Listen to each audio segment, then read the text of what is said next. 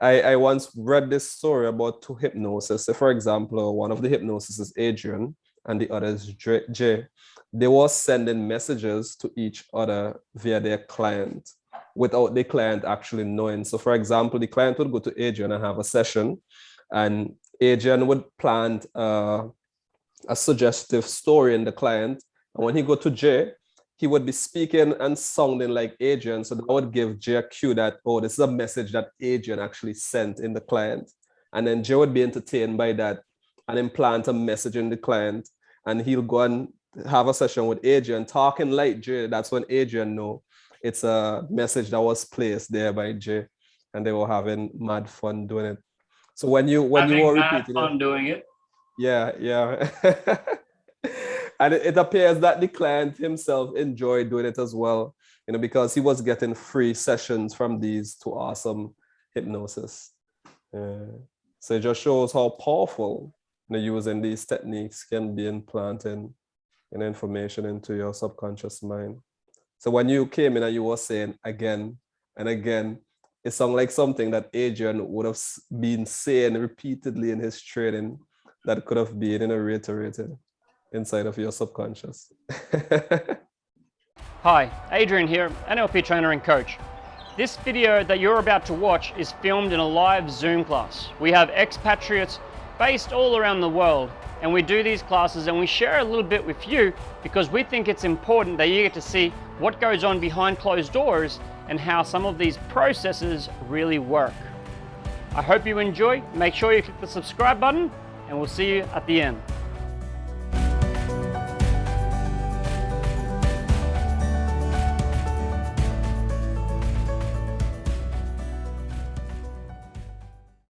And in the last session, we're doing ICF coaching, but Dino dropped in this really beautiful hypnotic question. And I was just like, I've heard that question before. Is that like a Bandler question, an Overdose question, or is that a question I said? I was like, whoa. But hey, that's like the tip of the iceberg. You can really have fun with that. That's why I like to get us together in some groups sometimes where, two of us are working with one person. Now, in real life, there's going to be a time when Harold does a workshop and Dino comes out, and Dino might be in the audience or he might be up front, but you'll be able to bounce some things off each other or perhaps induce a trance for the entire audience. Richard Bandler, John Grinder used to do that. One would be lecturing, the other one would be up the back somewhere, and they would start talking, ask a question, they'll start talking, but they'll induce a trance for the audience.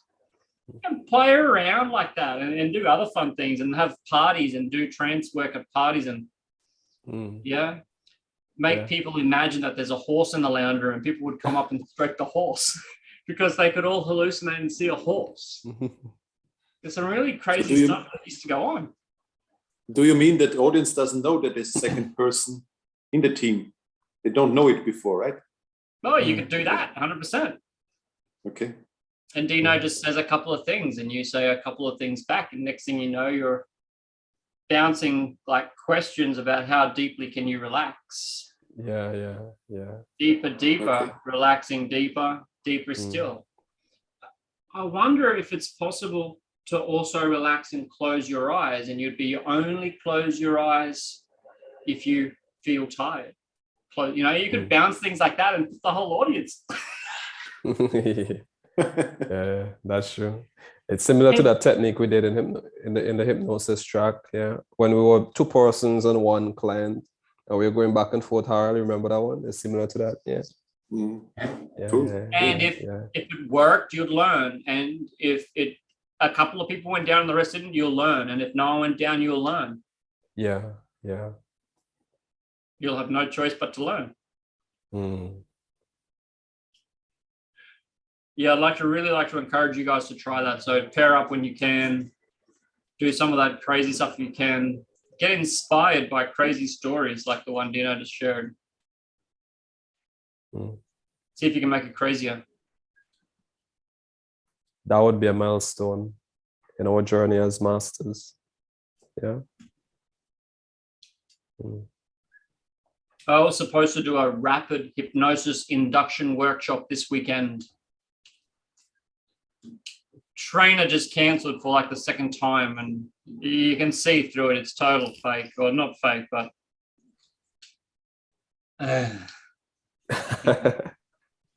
he cancelled the first time saying that he was double booked. No, sorry, I'm triple booked.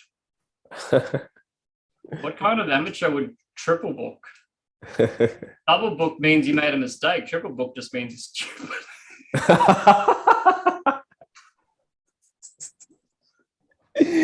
Anyway, that's what I thought, and then a week later he cancels again with some other drastic excuse. And these people were saying, "Oh, I hope your family's okay." I'm like, anyway, so we've got to keep on learning these things and learning from different people. So if you do go and learn from other people, do feel free to let us know who or what book, or ask someone for suggestions in the group. But I would like to suggest you make sure you spend your time with good people. Mm. So ask a few other people in the group, has anyone else read this? Yeah, and you can get whatever on earth you want and do whatever you want. But, you know, if I want to do performance coaching, I'm going to be straight on the phone to Dino saying, hey, what's the best book for this? Mm. So you can save yourself hours and weeks.